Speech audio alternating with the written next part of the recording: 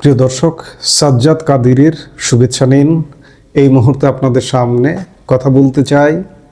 কাল থেকে ভোটের প্রচারে নামছে বিএনপি জামাত, নামছে আওয়ামী লীগ, শেখ হাসিনা। যে আগামীকাল বৃহস্পতিবার বাংলাদেশে ত্রয়োদশ জাতীয় সংসদ নির্বাচনের জন্য আনুষ্ঠানিকভাবে প্রচার শুরু হবে। খুব স্বাভাবিকভাবে আজকে 21শে জানুয়ারি বুধবার প্রতীক বরাদ্দ হয়ে গেছে ইতিমধ্যে, এবং আগামীকাল থেকে প্রচারে নামছে যারা নির্বাচন করছে সেই রাজনৈতিক দলগুলো। বিএনপির নবনির্বাচিত চেয়ারম্যান তারেক রহমান বুধবার সন্ধ্যায় বিমানে সিলেটে যাবেন। বৃহস্পতিবার সকালে প্রথম তরুণ যুবকদের সঙ্গে ঘরোয়া সভায় মিলিত হওয়ার পর তিনি প্রকাশ্যে প্রচার শুরু করবেন। হজরত শাহজালাল রহমতুল্লাহ আলামিনের মাজার থেকে তিনি প্রচার করবেন। অতীতেও আমরা ভোটের মাঠে দেখেছি যে বিশেষ করে প্রধান যে বড় রাজনৈতিক দলগুলো বিএনপি, আওয়ামী লীগ সবাই শাহজালালের মাজার থেকে প্রচার শুরু করেন।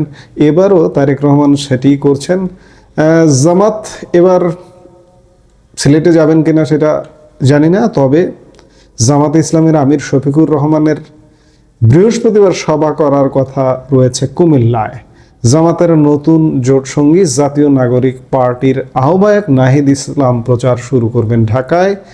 জাতীয় পার্টির সভাপতি জিএম কাদের ভোটের প্রথম সভা করবেন বাংলাদেশের উত্তরাঞ্চলের শহর রংপুর থেকে।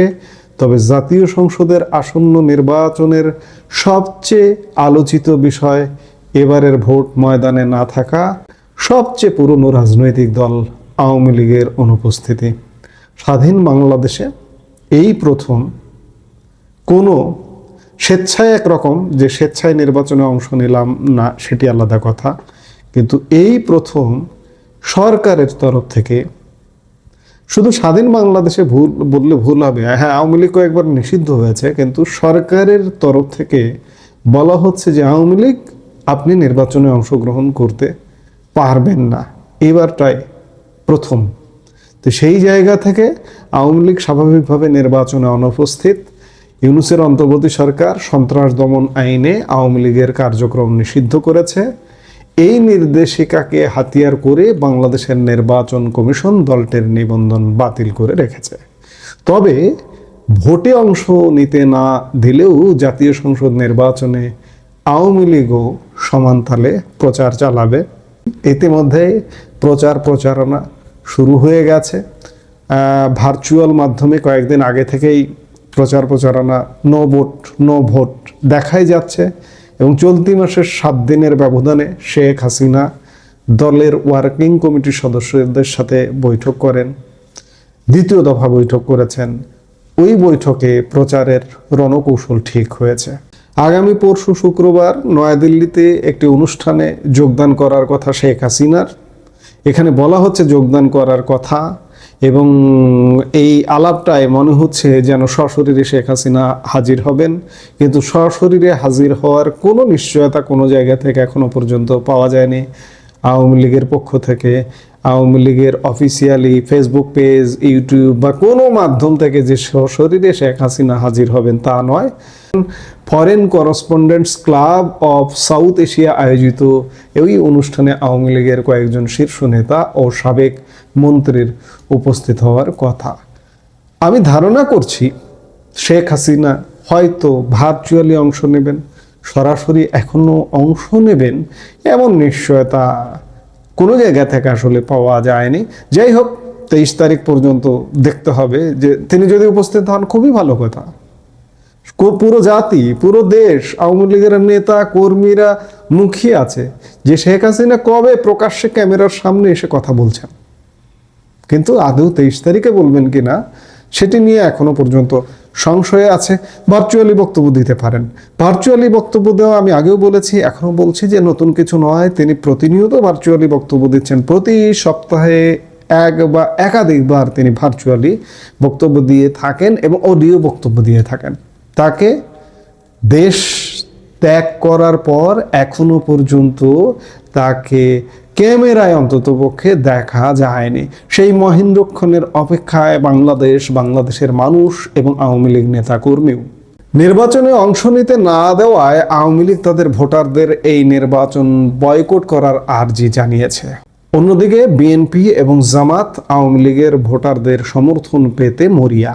কোথাও অনুনয় বিনয়, নিরাপত্তা দেওয়ার আশ্বাস, তো কোথাও ভয় দেখানো হচ্ছে। বলা হচ্ছে ভোট না দিলে চরম পরিণতি হতে পারে। এই পরিস্থিতিতে চরম উৎকণ্ঠায় আছেন আওয়ামী লীগের কর্মী সমর্থকরা, ভীত সন্ত্রস্ত সংখ্যালঘু হিন্দু সম্প্রদায়ের মানুষ।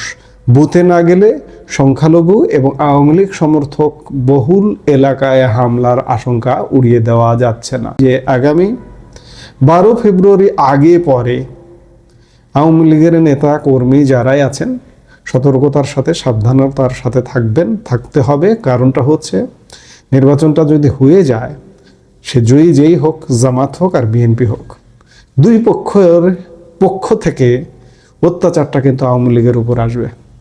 যে হেরে যাবে হারু পার্টি বলবে যে তোমাদের কারণে আমরা জিততে পারিনি। কাজেই আওয়ামী লীগ নেতা কর্মী সমর্থক তাদের সাবধানতা অবলম্বন করতে হবে, এর বিকল্প নেই। এই অবস্থায় আওয়ামী লীগের শীর্ষ নেতৃত্ব দলের কর্মী সমর্থকদের কি অবস্থান নিতে হবে তার ব্যাখ্যা দিতে বার্তা দিয়েছে। পরিস্থিতির চাপে বুথে যেতে হলেও দলের সমর্থকরা যাতে ভোট নষ্ট করেন, বিশেষ করে কোনো অবস্থাতেই তারা জামাতে ইসলামী এবং বিএনপির প্রার্থীদের ভোট না দেন, সেই ব্যাপারে সচেতন থাকতে আর্জি জানানো হয়েছে। সাম্প্রতিক অতীতে দলের নেতারা ভার্চুয়াল মাধ্যমে যে সভাগুলি করেছেন, সেখানে তৃণমূল স্তরের নেতাদের এই বিষয়টি বুঝিয়ে দেওয়া হয়েছে।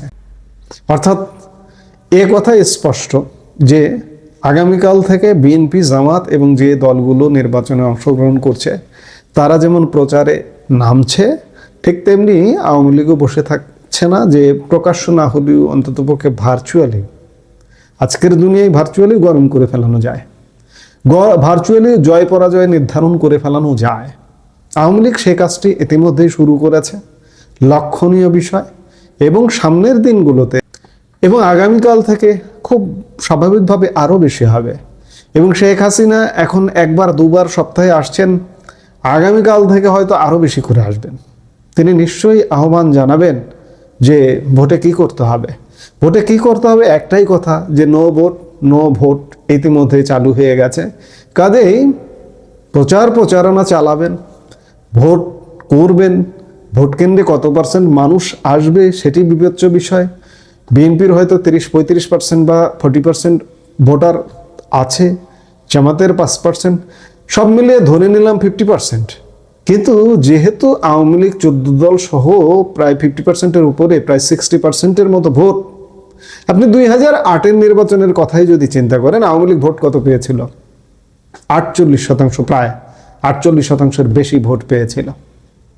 আজকে আবার যদি ভোট করেন, কারণ এই যে 1.5 বছরের দুঃশাসনে আওয়ামী লীগের জনপ্রিয়তা আরো বেড়ে গেছে, এগুলো অধিক কথিত কথা, অনেকবার এগুলো বলছি, শুনতে শুনতে অনেকের কানে হয়তো তিতা লাগছে, কিন্তু এটাই বাস্তবতা।